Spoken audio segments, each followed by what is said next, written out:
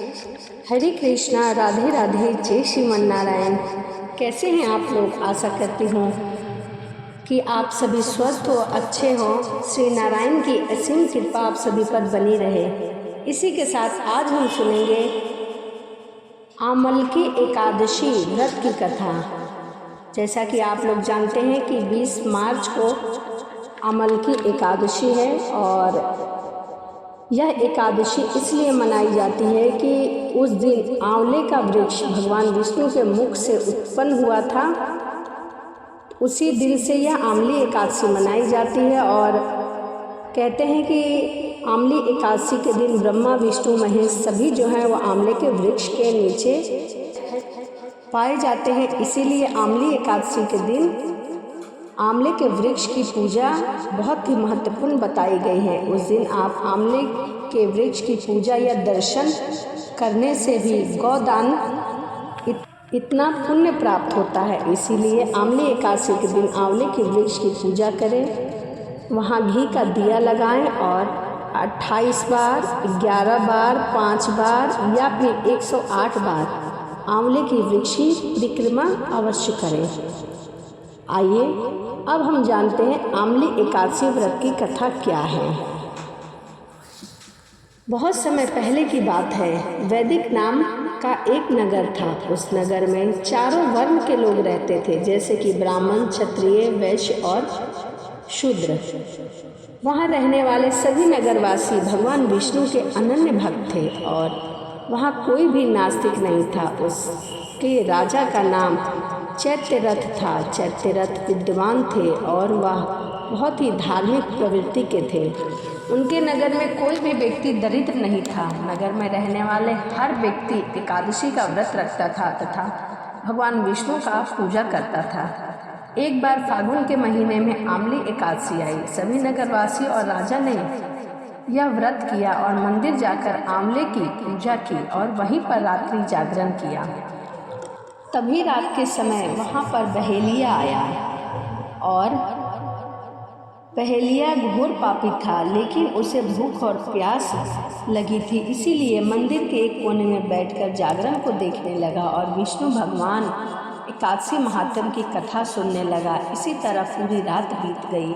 नगरवासियों के साथ बहेलिया भी पूरी रात जागा और सुबह होने पर सभी नगरवासियों अपने अपने घर चले गए, परंतु बहेलिया भी घर जाकर भोजन किया। लेकिन कुछ समय बाद बहेलिया की मौत हो गई।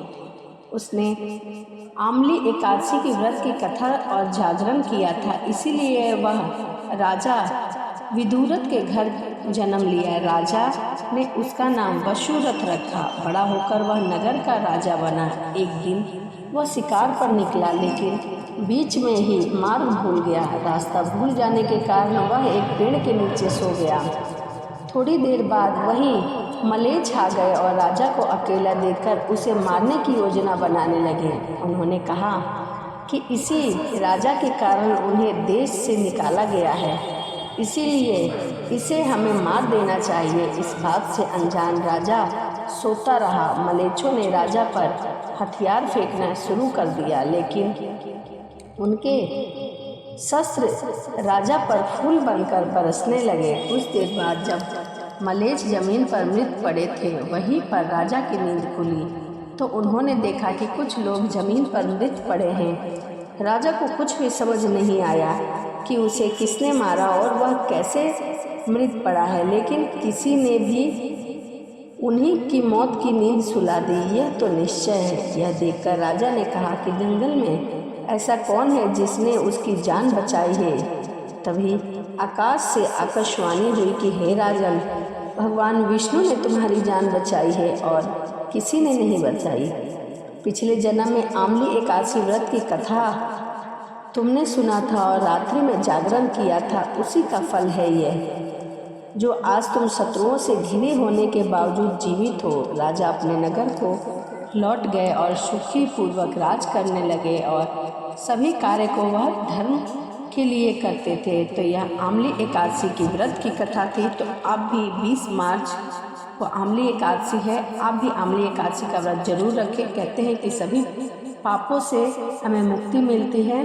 यदि आप व्रत नहीं रख सकते तो आंवले के वृक्ष की पूजा जरूर करें और एक घी का दिया लगाएं और 108 या फिर 11, यदि आप 108 नहीं लगा सकते तो 11 परिक्रमा लगाकर और भगवान नारायण से अपनी इच्छा के लिए कामना करें कि हे प्रभु, हे नाथ, मैं व्रत नहीं रख सकती। किस कारण आप नहीं रख सकते वो भी ईश्वर से ज़रूर बताइएगा, क्योंकि हमें ईश्वर से अपनी अच्छी और बुरी सभी बातें बतानी चाहिए, क्योंकि उन्हें सब पता होता है। और मैं आपका व्रत नहीं रख सकती, इसके लिए मुझे क्षमा करें, परंतु मैंने आपकी पूजा की है। आंवले के वृक्ष में आपका आज निवास होता है, इसीलिए मैंने आपकी पूजा की है। और कोशिश करें कि आंवले के वृक्ष के नीचे थोड़ी देर बैठ के प्रभु के नाम का स्मरण कर सकें। तो यह आंवली एकादशी की महत्वता थी और कथा थी। कहते हैं कि आंवली एकादशी की कथा मात्र सुनने से भी 1000 गौदान के बराबर की पुण्य की प्राप्ति होती है। तो इसलिए यदि आप व्रत नहीं भी रख सकते हैं तो आंवली एकादशी की कथा जरूर सुने। तो चलिए इसी के साथ वीडियो को समाप्त करते हैं और मिलते हैं अगली वीडियो में। यदि आपको वीडियो अच्छी लगी हो तो कमेंट में राधे राधे लिखना ना भूलें। तो चलिए मिलते हैं अगली वीडियो में। राधे राधे, जय श्रीमन नारायण, हरे कृष्णा।